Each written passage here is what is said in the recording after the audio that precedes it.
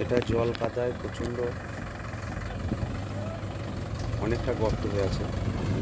জল জমে গর্ত হয়ে গিয়েছে।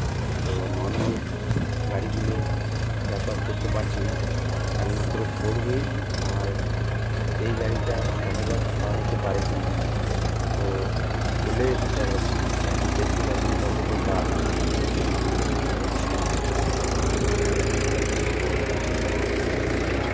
দ্বিতীয় পাওয়ারের এই গাড়িটা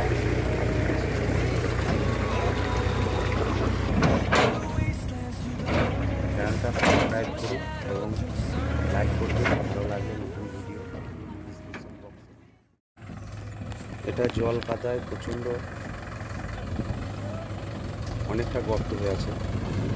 জল জমে গর্ত হয়ে গিয়েছে। তো নর্মাল গাড়িগুলো